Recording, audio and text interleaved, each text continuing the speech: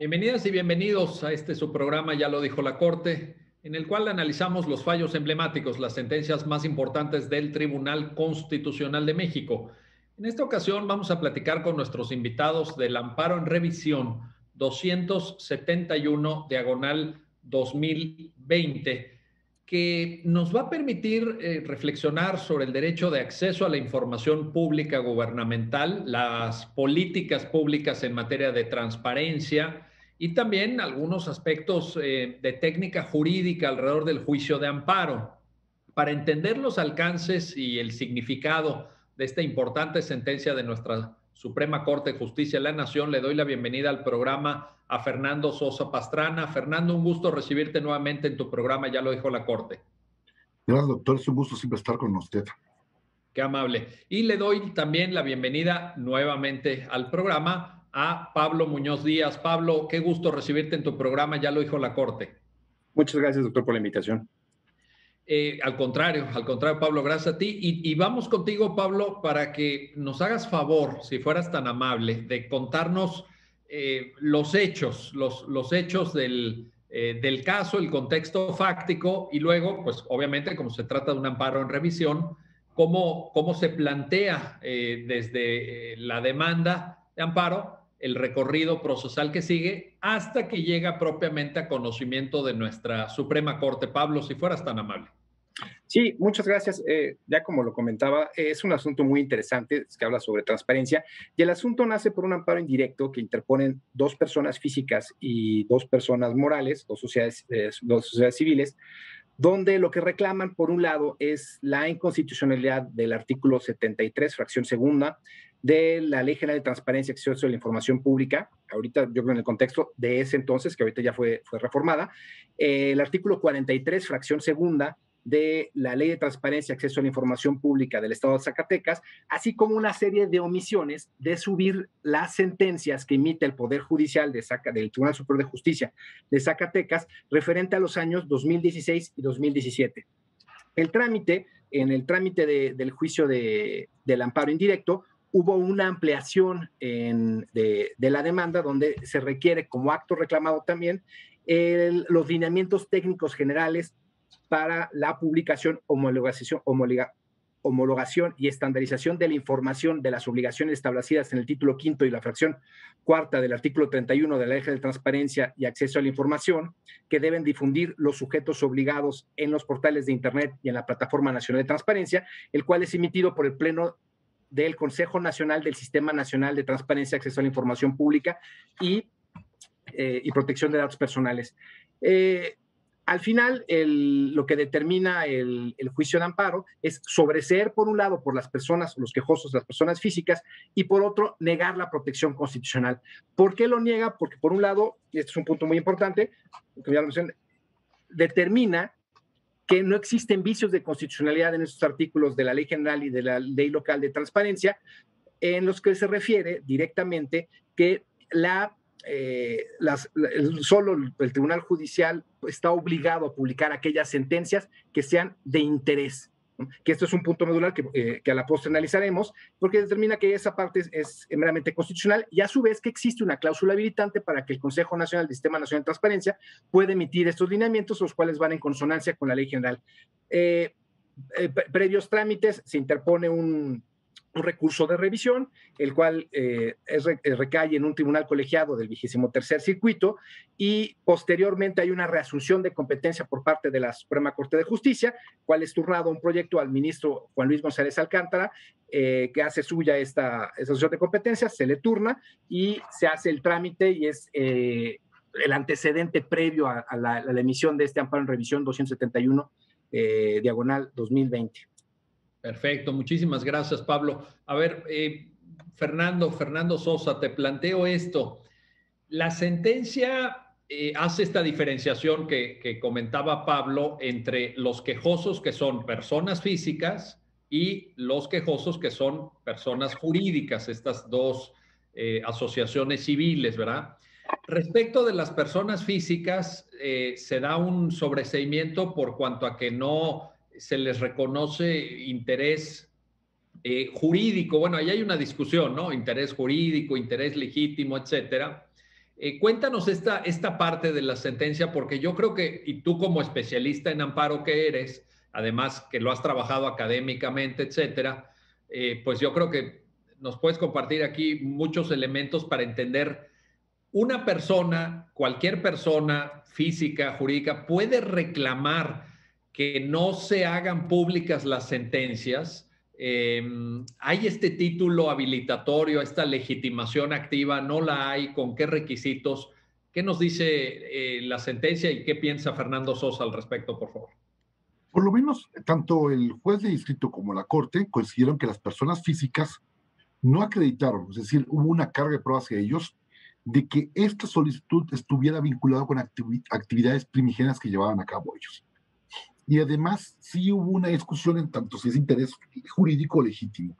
La realidad, si tomamos en cuenta lo que se vio en la propia demanda que hablaban de interés jurídico, estaban acreditándose que no hubo, digamos, un punto de afectación para poder llegar aquí a reclamar en vía de amparo. No hubo un trámite, no hubo una petición, no hubo tanto para la corte como para el juez de distrito una afectación que pudiera, digamos, actualizar el por qué estas personas físicas acudían del amparo. Y eso es muy interesante porque evidentemente nuestro amparo sí tiene un corte vinculado a su propia estructura de que hace concreción de los actos que afectan a una persona. Y aún el interés legítimo, como se analiza por lo menos en las personas morales, que el estándar que se ha creado en la Corte es que esté íntimamente vinculado con sus funciones y actividades, ya sea una sociedad civil, una sociedad civil, que esté vinculado con esto.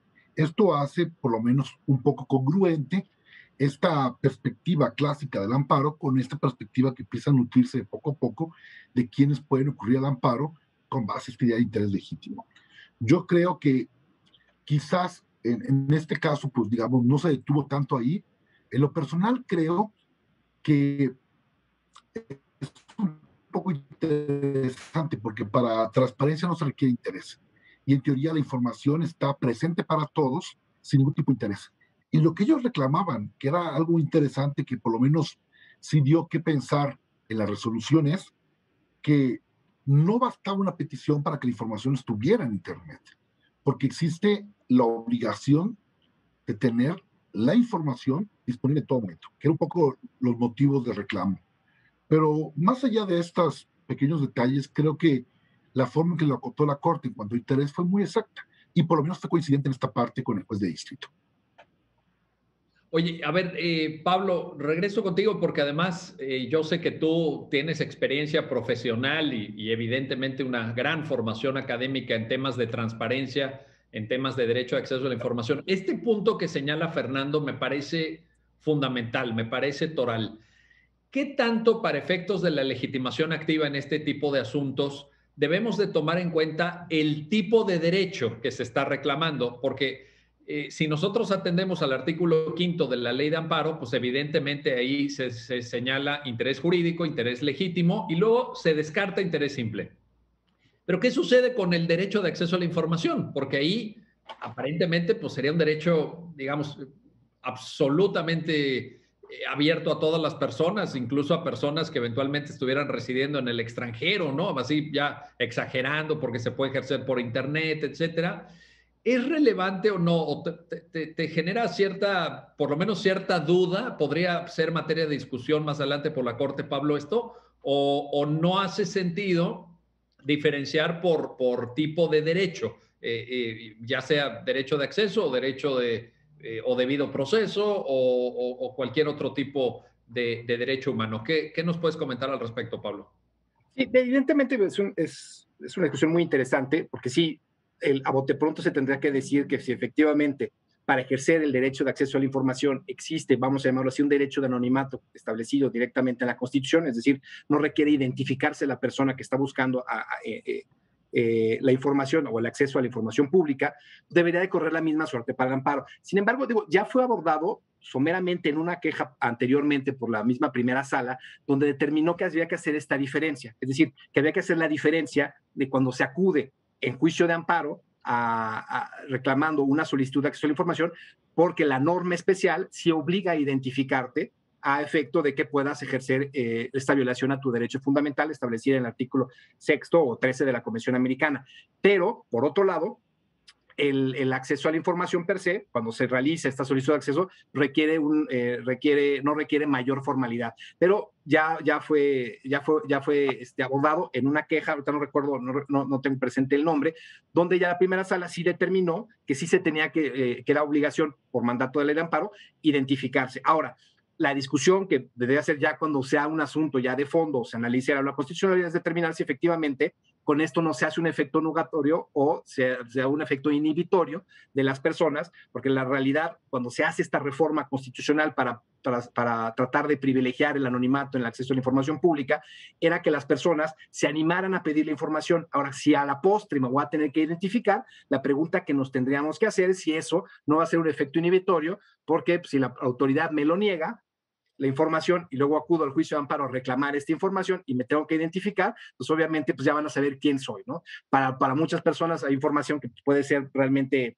inverosímil, como cuentas públicas, etcétera, etcétera, que otro puede ser importante, pero por ejemplo hay información, acceso a averiguaciones previas, acceso para una carpetas de investigación, dependiendo lo que se esté pidiendo, donde sí necesitarías que esté protegido ese anonimato, o sobre todo el periodismo de investigación, que requiere que no se sepa dónde realmente es la fuente o acceder. Pero bueno, tendría que ser un estudio mucho más profundo. Ha habido un primer acercamiento de la primera sala, pero no ha habido. Ahora, aquí el punto importante de destacar, abonando un poco a lo que estaba diciendo Fernando, es que sí, efectivamente fue una cuestión meramente de prueba. No entró tanto el estudio en esta sentencia, porque si bien argumentaban interés jurídico, el mismo juez de distrito analizó el interés jurídico, el interés legítimo, y a la luz del interés jurídico dijo, oye, que no tienes en este caso un interés jurídico porque no lo acreditas, pero a su vez tampoco tienes un interés legítimo. Ahora, ¿por qué la primera sala no entró tan a fondo?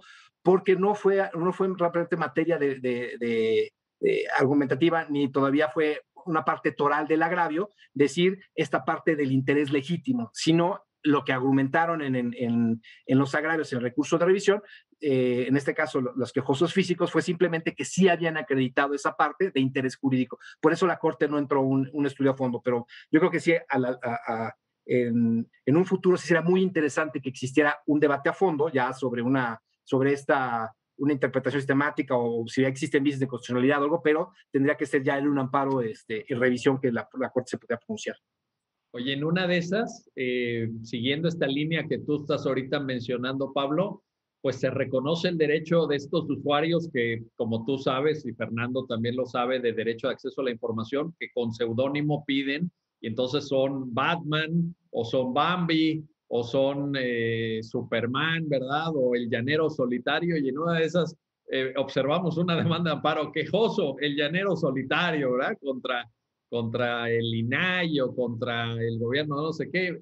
Puede ser una línea interesante de renovación de nuestro juicio de amparo. Y ahí, y por eso un poco te planteaba esto, Pablo, porque ahí yo creo que el concepto de interés jurídico o el concepto de interés legítimo, pues ya se diluye mucho, ya se desdibuja y quizás se acerca al interés simple, que ha sido definido, como ustedes saben, por la Corte como una defensa abstracta de la legalidad, digamos, no vinculada con una situación jurídica específica de alguna persona. Entonces, ahí también pondríamos en duda ese artículo 5º de la ley de amparo, pero bueno, ahí muy bien apuntado. Regreso contigo, Fernando, para lo siguiente. A ver, alguien podría decir, y estamos todavía en el tema técnico de amparo, pero yo sé que ustedes son los buenazos en este tema y que tienen mucho por decir. Te planteo, Fernando, alguien podría señalar que el amparo, en todo caso, respecto del fondo, tendría que ser sobreseído porque la Ley General de Transparencia se modificó.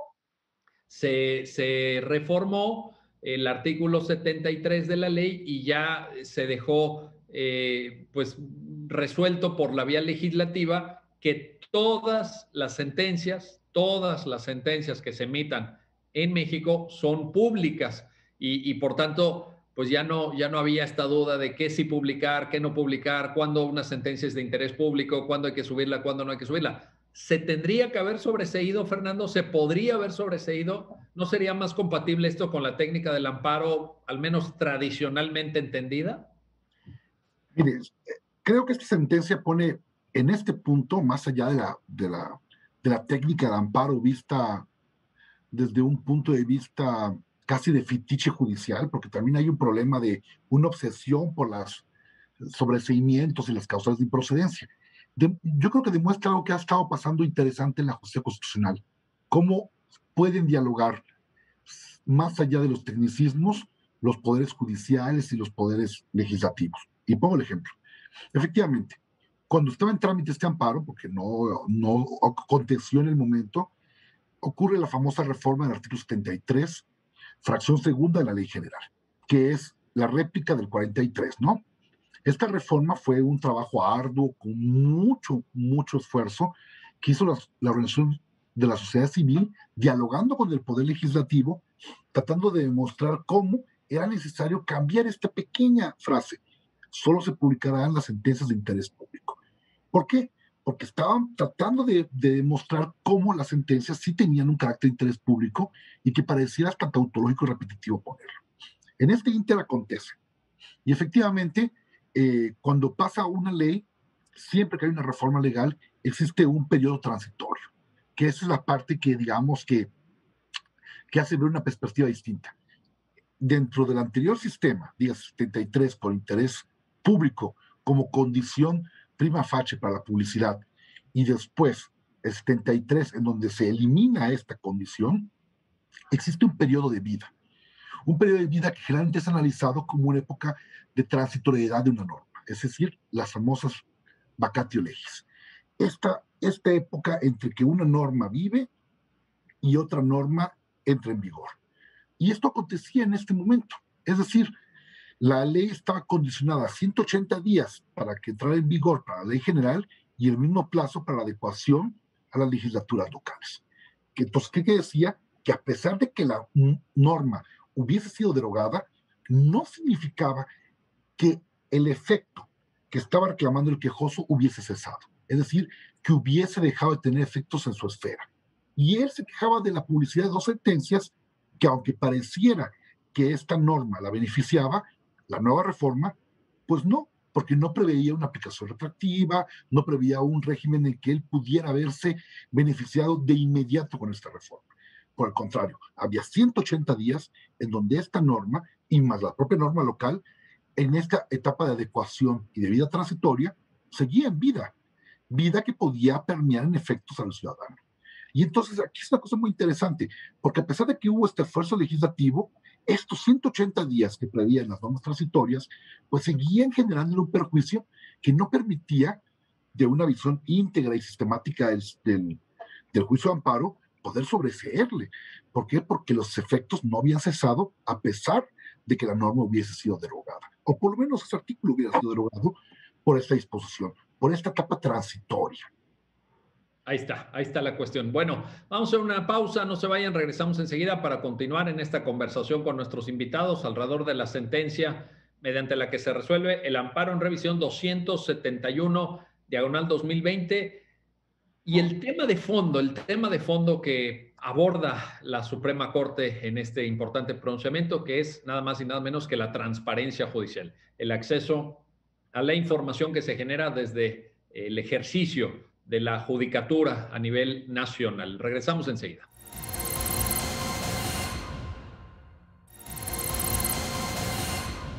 Ya estamos de vuelta, ya estamos de regreso para continuar en esta conversación con nuestros invitados sobre la sentencia que resuelve el amparo en revisión 271/2020 y los temas del derecho de acceso a la información contenida en sentencias. Quiero regresar contigo, Pablo Muñoz, para plantearte esto.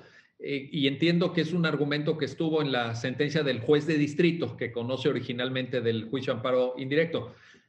¿Qué no queda satisfecho el derecho de acceso a la información de sentencias cuando cualquier persona puede dirigir una petición al órgano que las emitió o al Consejo de la Judicatura o a quien tenga acceso a ese material y pedirlas? ¿Qué no con eso podría cualquier persona decir, oye, pues ¿te interesa tal sentencia? Pues pídela, búsqueda, o no? ¿O hay algo que los poderes judiciales activamente tienen que hacer, esto que se ha denominado transparencia proactiva, ¿Cómo entender esta parte, Pablo? Sí, evidentemente, como lo comenta doctor, sí es muy interesante. El juzgado de distrito, en la sentencia primigenia, sí establece esa parte. Bueno, mientras tú tengas un mecanismo donde puedas acceder a esa información, probablemente no se está haciendo, ni se están pidiendo tu derecho, ni se está denegatorio. Cuando se analiza este punto en la sentencia, ya en el amparo en revisión, se empieza a seguir una línea jurisprudencial que había determinado ya la propia primera sala e inclusive el pleno. Es decir, primero hay que entender que cuando se ejerce ese acceso a la información y se entiende esta perspectiva, lo que se hace es un control ciudadano que sirve para fomentar la transparencia de las actividades estatales y promueve la responsabilidad de todos los que tienen responsabilidades de la gestión pública. Es decir, ponemos al Estado y al gobierno en una caja de cristal donde cualquier persona lo pueda observar. Ahora, lo que se empieza a determinar es cómo podemos acceder a ello. Y la misma Ley General de Transparencia, cuando se emite, nos da la respuesta. Es decir, para acceder a la información pública se tiene que tener dos mecanismos propios que están envueltos. Es decir, cualquier información que sea de interés público, de acuerdo al artículo 6 de la información, que existe la obligación de, uno, por un lado, toda la información, como premisa general, es pública y, por tanto, solo se puede reservar en determinadas circunstancias. Pero, ¿cómo se accede a ella? Hay un mecanismo que es el acceso a la información, que fue el que señaló el juez, que donde una persona hace una solicitud de información y de acuerdo a la persona que detenta esa información pública, y se le tiene que dar, se le tiene que hacer una versión pública o hacer una reserva, o dependiéndose del caso.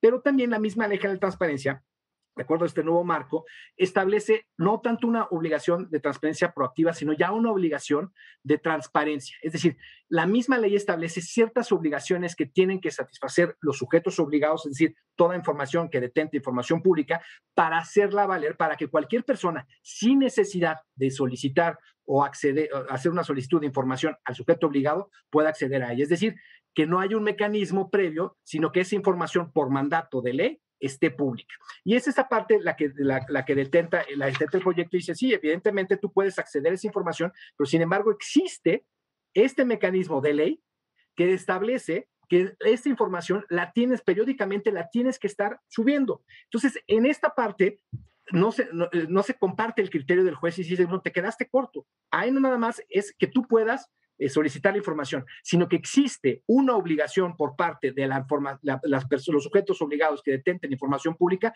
de subirla a un portal, es decir, su portal propio, inclusive al Portal Nacional de Transparencia, para que esa información pueda ser consultada por cualquier persona sin necesidad de agotar todo un mecanismo. Es decir, por mandato de ley, esa información se debe de subir. Lo que posteriormente ya es el debate es si esta resolución judicial se tiene que hacer, cuál es la que se tiene que subir, si todas o no todas.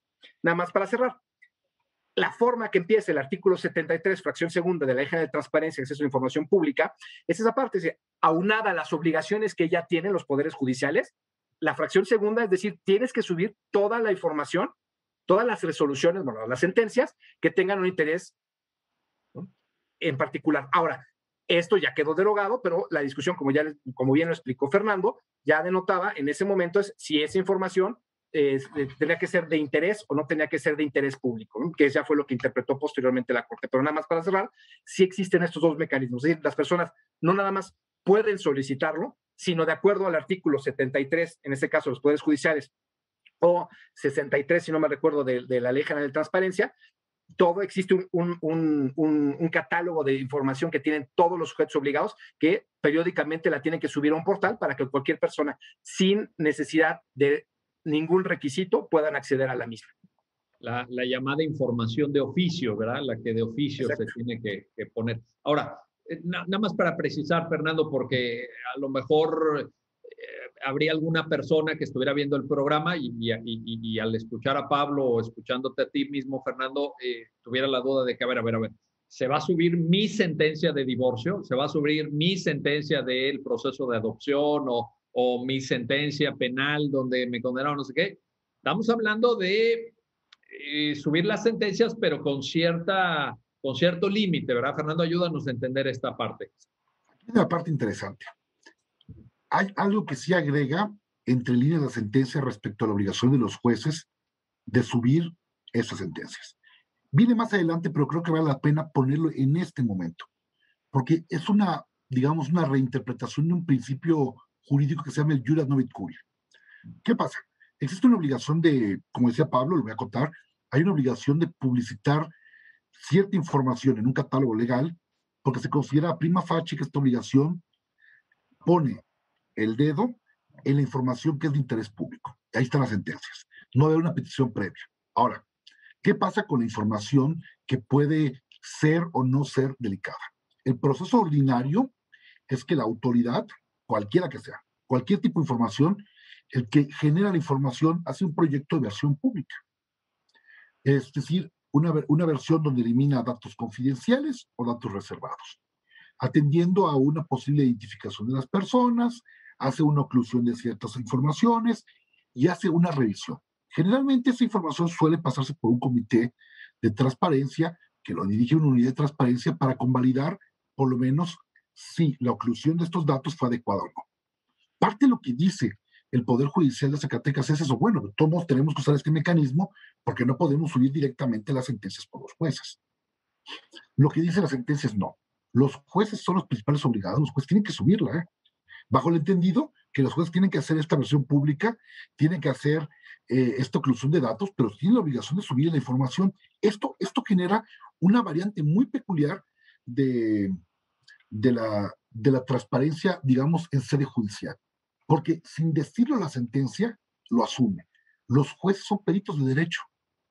El juez, bajo este principio, bajo este latinazgo de iura novit curia, ¿por qué va a tener que esperar que un órgano técnico le explique cómo funciona la reserva de información y de confidencialidad que está anclada en leyes y está anclada en interpretaciones cuando él es perito de peritos? Es decir, te puede cerrar este paso y el juez puede directamente asumir esa obligación de subirla directamente, sin que sea un requisito previo, ineludible, el que sube esta información. Y yo creo que esta es una variante que pasa insospechada, porque entonces lo que hace es no solo sujetar este derecho en términos de eficacia, porque se estaba discutiendo la eficacia de este derecho, no solo decir la obligación se satisface con un mecanismo, que como bien dice Pablo, ese mecanismo no aplica para ese tipo de obligaciones de transparencia, pero además este mecanismo, como condición de revisión previa, que generalmente se le aclava al comité de transparencia, se le elimina porque el juez puede subirlo como principal obligado. Y un poco, como decía yo, entre líneas, se reconoce este carácter que tienen los jueces. Son peritos de peritos y además ellos son, digamos, expertos en derecho. Y entonces, ¿cómo puedo saber yo, como autoridad, y eso tiene más hincapié en un juez, qué información es confidencial o reservada? Va uno al catálogo escrito tanto en la ley general como en las leyes locales y te va a explicar qué información puedes incluir. Y entonces esto hace que el juez tenga que subir directamente la información. Por eso, esta sentencia tiene un segundo mensaje. Un mensaje no dicho en la sentencia. Debe ponernos a reflexionar a los funcionarios judiciales la forma en que llevamos nuestra metodología de engrosas. Pensar que desde que trabajamos una sentencia, tendremos que hacer una versión pública ineludiblemente. Oye, pero a ver, aquí, este es un gran reto, ¿eh? Porque lo dijiste de manera clarísima, lo dijiste de manera brillante, Fernando, como siempre, pero déjame aquí añadir alguna problemática, porque ya en la práctica a lo mejor no es tan sencillo. Se lo planteo a Pablo, los famosos asteriscos. Los asteriscos que suprimen, que llevan a cabo, como dice Fernando muy bien, esta oclusión de datos. Pues todos hemos visto, ustedes lo han visto, obviamente uno como lector también de sentencias lo ve, que de repente hay una cierta proclividad a los asteriscos, cosas que en el derecho comparado no existen, ustedes mismos lo saben. Sentencias del Tribunal Europeo de Derechos Humanos, ¿sabes los nombres de las partes? Sentencias de la Corte Interamericana de Derechos Humanos, ¿sabes los nombres de las víctimas? Sentencias de derecho comparado, ¿sabes los nombres de los peritos? Yo he visto sentencias mexicanas de Poder Judicial de la Federación y algunos en el ámbito de las sentencias federativas, donde ponen asteriscos a los nombres de los peritos. Entonces uno dice, oye, no, así, pues ya nada más falta el asterisco en el nombre de quien firma la resolución. O sea, ya se me hace... ¿Ahí hay un debate o no hay un debate, Pablo? ¿Tenemos que repensar esta tendencia a poner asteriscos o ya contamos con la información suficiente para saber qué sí y qué no hay que poner, porque ahorita, escuchando a Fernando, a lo mejor está viendo el programa un juzgador y dice, no, pues ya con lo que dijo el maestro Fernando Sosa de manera clarísima, ya tengo yo la línea para saber qué pongo y qué no pongo. ¿O está abierta la discusión, Pablo? ¿A ti qué te parece? Obviamente es una discusión abierta, pero es un poco más compleja de lo que parece. O sea, para mucha gente, por ejemplo, cuando ve las sentencias de la Corte, ya sea de la Sala o del Pleno, pues a veces les parece un abuso de los asteriscos. Pero reitero, es algo más complejo. Porque, digo, independientemente de lo que se trata de proteger, en muchos casos son los datos personales. Ojo, la definición propia de datos personales es cuando identifica o hace identificable una persona. Y luego la gente no repara en esto. A veces cuando dejas abierto un expediente o dejas abierto un número, pero ese número puede ser identificable a unas partes y en esas partes puede haber menores. Entonces, por eso son luego temas muy, muy complejos que la gente luego no comprende por qué están cerrando toda esta parte. Porque si hacemos una cadena de búsqueda a partir de ciertos números de expedientes y vamos acudiendo a ciertas fuentes de acceso público, podemos llegar a identificar a las personas y ahí estaríamos nosotros desvelando ciertos datos personales. Recordamos que en cuestión de datos personales hay un principio que debe de privilegiar, indubio pro dato, es decir, siempre se tiene que privilegiar el dato personal. Un dato personal que es desvelado por una autoridad, ya después ya no hay forma de repararlo. Entonces, en estos casos sí hay que ser, reitero, tener un grado de precaución mayor para que pueda velar. Luego mucha gente no ve este ejercicio, pero a veces pues tenemos que nosotros estar investigando, bueno, ¿por qué ponemos el punto? Porque si dejas abierto este expediente, te metes a esto o lo metes en un buscador y este buscador te va a llegar a la persona y puedes identificar, por ejemplo, a menores o a una víctima, ¿no? Y aquí recordemos que independientemente en lo que sucede en la Corte Interamericana, que ahí a veces dan la anuencia para que se dé el nombre de las personas, aquí hay veces que nosotros contamos con una legislación robusta en datos de protección de datos personales, donde sí efectivamente eso tiene que estar protegido en esos datos, ¿no? Yo creo donde está un poco más la discusión, y ya por ahí se está abriendo, es qué tanto se debe de proteger, por ejemplo, los datos personales de personas morales, por ejemplo, ¿no? Ahí es donde creo que sí ha habido no un abuso, pero sí no ha habido un estudio con detenimiento para determinar cuándo sí se debe de abrir o no se debe abrir las personas, porque ahí sí sus datos abren en fuente de acceso público, ¿no? Pero sí, como bien dice, doctor, es un tema muy apasionante que se tiene que ir analizando caso por caso. Yo creo que lo que posteriormente debe hacer es algo que optó en su momento la Corte Interamericana, es tratar de dejar de identificar a las personas y buscar ya sea un seudónimo o bien pues ya entrar con algo que no pueda identificar directamente a la persona, violando su dato personal, pero sí directamente la causa. Eso abonaría mucho, ¿no? Pero sí es un proceso, yo creo que se está construyendo poco a poco en este marco jurídico. Recordemos que parece que llevamos mucho tiempo en la protección de datos personales, pero no llevamos más de 20 años, ¿no? en ello, ¿no? Entonces, es algo que se ha ido trabajando día a día. Y ciertamente este acotamiento temporal que haces es muy importante, Pablo, porque en esta materia, como en tantas otras, pero en esta materia pues seguimos aprendiendo y tienen que haber definiciones. Lo que pasa es que sí, cuando uno observa en términos de derecho comparado, pues sí te llama mucho la atención esta presencia muy, muy amplia de los asteriscos famosos, porque te digo, y en el caso de menores se entiende, ¿eh? Yo creo que ese caso tiene su propia especificidad y tiene su propia justificación, y ahí sí, pero, o por ejemplo, víctimas del delito, o por lo menos víctimas de ciertos delitos, etcétera. Pero te digo, yo he llegado a ver sentencias donde ponen los asteriscos en quién fue el perito, ¿no? El perito, que me parece que es una función de interés público también, porque hay un padrón de peritos, la gente se tiene que registrar para poder hacer peritajes, etcétera. Entonces, también me parece que forma parte de la rendición de cuentas en todo caso.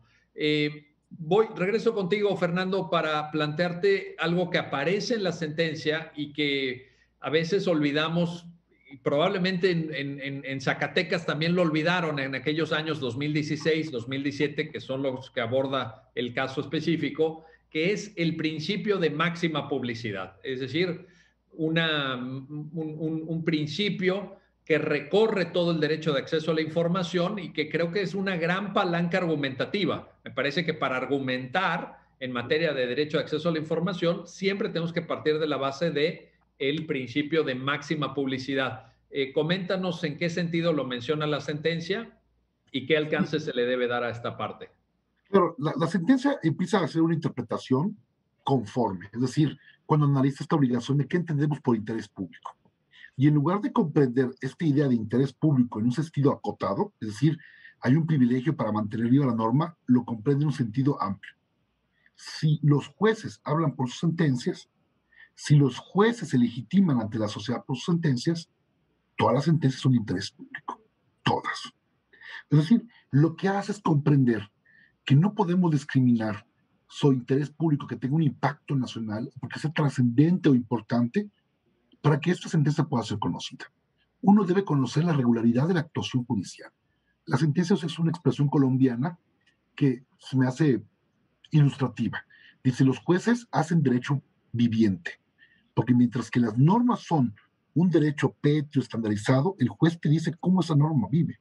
El juez te va a explicar, por ejemplo, en un asunto de alimentos, que no es suficiente que te hables de capacidad del que debe dar alimentos ni necesidad del que debe recibirlos, sino que también de interpretarse las condiciones socioeconómicas. Eso es el derecho viviente. El derecho viviente es el que desborda lo que está contenido en las sentencias. Y cuando hablamos de máxima publicidad, es que hay un interés legitimador, controlador, de vigilancia de qué hace el juez, cómo es congruente con sus precedentes, qué es lo que dice. Y eso es quizás lo que cause más ruido un poco al foro, a los compañeros abogados, porque pareciera que solemos minimizar el impacto de una sentencia. Y le pongo un ejemplo, si me permite hacerlo. Algún día cuando platicábamos de esa sentencia, me preguntaba un abogado, ¿pero qué importancia puede tener una sentencia de divorcio? Y me acotaba su argumento lo siguiente. Uno, la mayoría de sentencias, dice él, el divorcio no tiene una causa de discusión. Dos, el divorcio es una cosa interpartes. Es un trámite para algunos, dice él, ¿no? Estoy replicando lo que me dice la duda el abogado y jugando un poco al abogado del diablo yo también. Y me dice, entonces, ¿qué interés social puede haber en que nosotros leamos lo que dice un juez de forma casi repetitiva y de forma casi reiterativa? Y le dije, precisamente por eso, porque ahí vamos a ver si el juez mantiene congruencia. Y con mayor razón, en una determinación que la mayoría de los procesos legislativos y de interpretación jurisprudencial se reconoce como incombatible. O sea, imagínense, no, o sea, sabemos bien que una sentencia de divorcio, teniendo todos los precedentes, pues básicamente se otorga. Lo interesante es ver cómo el juez mantiene congruencia en qué forma lo otorga, cómo el juez asimila el precedente, cómo el juez, y aquí puede ser una cosa interesante, decide ordenar la disolución, pero quizás cambie de argumentos. Y aunque esto no tenga un impacto, sí puede uno ver la forma en que ese juez está apreciando el derecho familiar. Y puedo poner el ejemplo. Igual un juez toma el argumento de disolver y decide replicar el derecho de repudio o del derecho religioso. Yo tendría dudas si este argumento, aunque tenga el mismo efecto de disolver el matrimonio, sea válido en un estado laico. O algún otro juez que diga, no, para mí las causales ya no son necesarias porque a diferencia de lo que considera la Corte, que las causales restringen el libre desarrollo de la personalidad, para mí las causales del divorcio restringen el derecho a contraer matrimonio. Y entonces yo voy a declarar esto, pero doy un argumento. Esto es el derecho viviente. Tenemos que saber si hay consistencia, coherencia, y es parte de la seguridad jurídica de saber cómo piensa un juez. Y en un asunto que parece tan inocuo como el divorcio, ahí está el interés público. De hecho, yo podría pensar que cuando él me hacía esa pregunta, le decía, en tu pregunta está el génesis de la importancia de por qué conocer las sentencias. Porque podemos ver la forma en que planean. No podemos dar que a un asunto que pareciera que la consecuencia jurídica es indiscutible, las razones no son importantes. Las razones ponen el relieve de qué clase de juez, cómo piensa el juez y sobre todo cómo el juez toma algo de derecho. Y más importante es porque generalmente esa determinación que ordena la disolución es de forma inatacable. Y quisiera cerrar un poco este tema de la importancia. Yo recuerdo, por ejemplo, voy a ofrecer una disculpa anticipada por mi pésima pronunciación, el juez Magnaud o Magnaud, que era un juez muy famoso en Francia. Él se hizo famoso por sus sentencias revolucionarias que siempre eran revocadas. Fue tan importante el papel del juez Magnaud, que se llamaba el buen juez, que él fue de los primeros que empezó a actuar contra la ley, contra la determinación de otros. Era un juez que tuvo tanto impacto que fue hasta estudiado por el derecho como lo, cuando no es común estudiar a los que pertenecen a esta familia. Y la única forma en que pudimos conocer lo que hacía el juez Magno, que fue, digo, su importancia fue tan relevante que no sé, que, que el apelativo del buen juez permeó durante mucho tiempo. Y solo fue posible, porque sus sentencias, la mayoría revocadas, porque sus sentencias se publicaron. Y entonces, si hubiéramos tenido un pensamiento, o el juez Magno, estamos hablando de un asunto de 1800, hubiera decidido ocluirse, hubiera decidido no decir nada, personajes de la talla de Anatole France jamás hubieran hecho reseña del juez Magno. Hay muchos jueces Magno en nuestro país que han sido silenciados porque no había posibilidad de conocerlos. Y yo creo que esa es la génesis de la importancia de esta transparencia. Y así entendemos la máxima publicidad. Muy bien, muy bien. Vamos a hacer una pausa, no se vayan, regresamos enseguida. Me quedé sin palabras después de escucharte, Fernando, me quedé sin palabras. Ahorita lo vamos a retomar con Pablo porque lo que acabas de decir tiene gran profundidad y lo entiendo como un mensaje, no solamente a quienes están viendo el programa, sino a todos los que ejercen la función judicial, ¿eh? Me parece que acabas de mencionar un gran mensaje, Fernando, sobre esto. Vamos a seguir platicando. No se vayan, regresamos enseguida para continuar en este análisis del amparo en revisión 271/2020.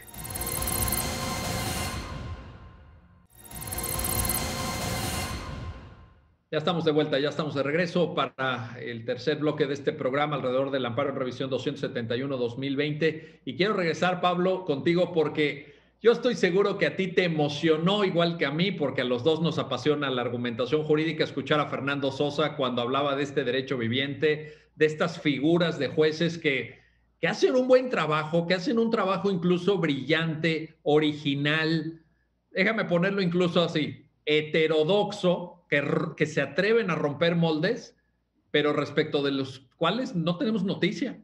No sabemos cuántas horas le meten a cada sentencia o qué calidad argumentativa tienen, etcétera. Y con esta reflexión de Fernando Sosa que acabamos de escuchar, Pablo, yo creo que quienes estudiamos la argumentación jurídica, pues se nos abre un panorama brillante, ¿no? ¿Qué sigue? Entonces, podemos meternos a estudiar derecho familiar, derecho administrativo, medioambiental, vaya, todo el ordenamiento se nos pone en una especie de charola argumentativa, Pablo, y tenemos acceso a todo, entonces.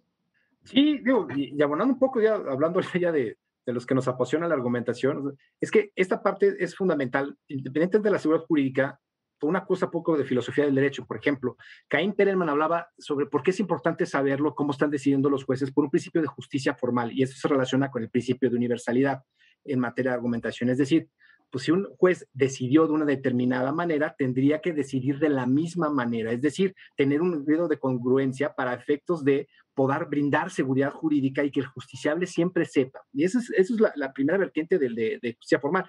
Y ya algo abonada ya hablando de argumentación jurídica, pues las dos teorías estándar de argumentación jurídica que se le Neil McCormick o Robert Alexis sí, siempre tocan este punto del principio de universalidad.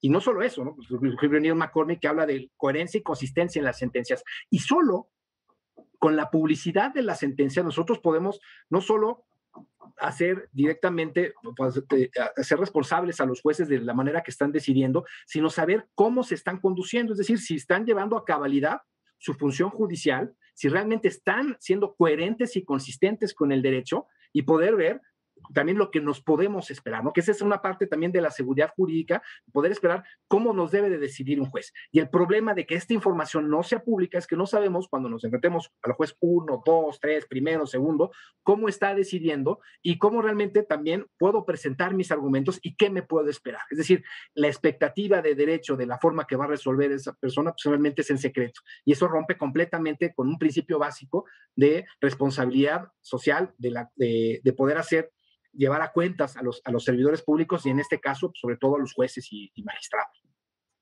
Oye, y en esto, Fernando, escuchando esta importante reflexión de Pablo, me acordé de una cita de Luigi Ferrajoli, que en Derecho y Razón, en esa magna obra, ¿no?, de finales de los años 80 de Ferrajoli, dice, es que la democracia requiere la crítica y la discusión pública de las sentencias, identificando fortalezas y debilidades argumentativas de los propios fallos. Y yo creo que esta sentencia que ahorita estamos comentando de la Suprema Corte y la reforma a la Ley General de Transparencia nos pone en esa tesitura. Finalmente, lo que nos permite esta idea de que todas las sentencias van a estar en línea, van a estar disponibles y que ni siquiera hay que pedirlas en sus versiones públicas, nos pone a la transparencia en su carácter de instrumento al servicio de otros valores.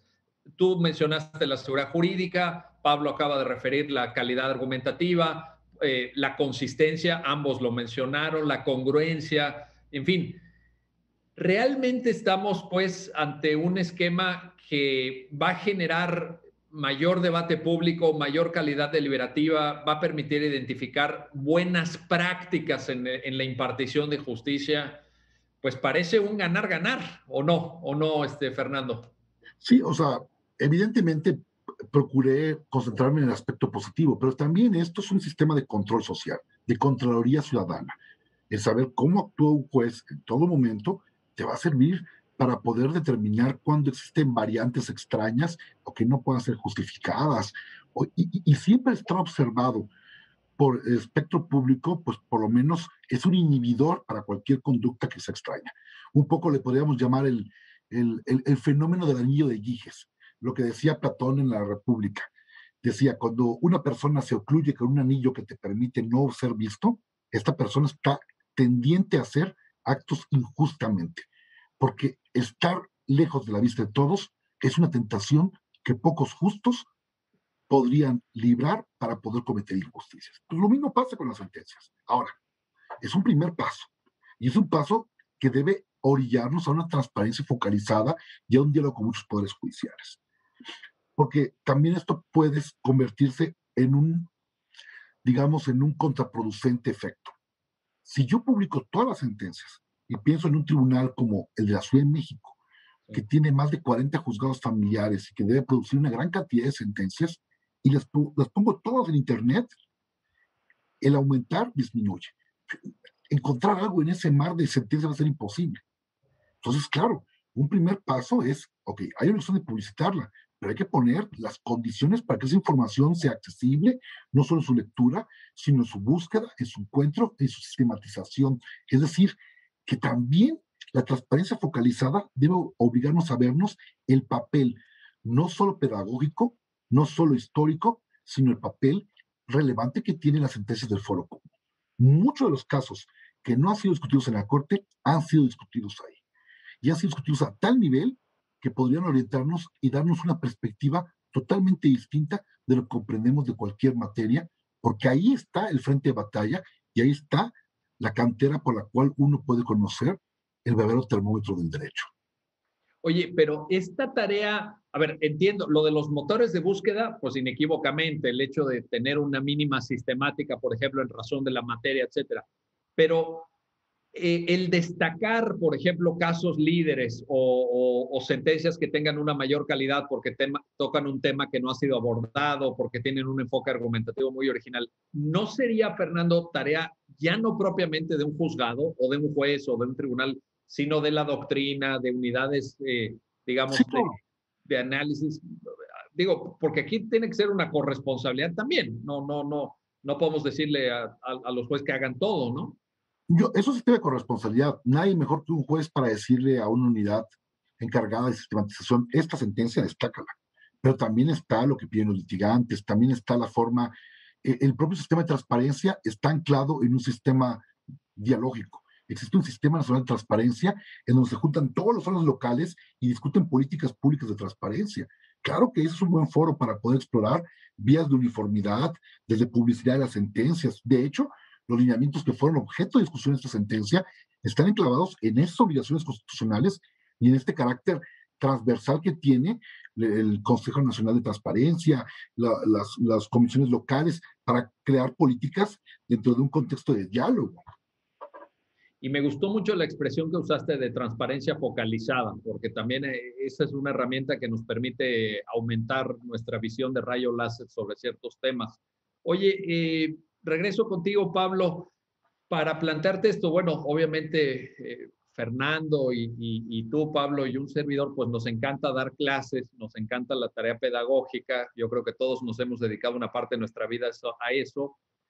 ¿Qué sigue en términos de la enseñanza del derecho? Cuando tú lees sentencias como estas, yo me estaba imaginando, cuando iba leyendo la sentencia, dije, oye, pues es que esto está padrísimo para organizar un casebook, ¿no? Un libro de casos, pero a lo mejor nos permite ir más a fondo, Pablo, te lo pregunto, en el punto que señala Fernando.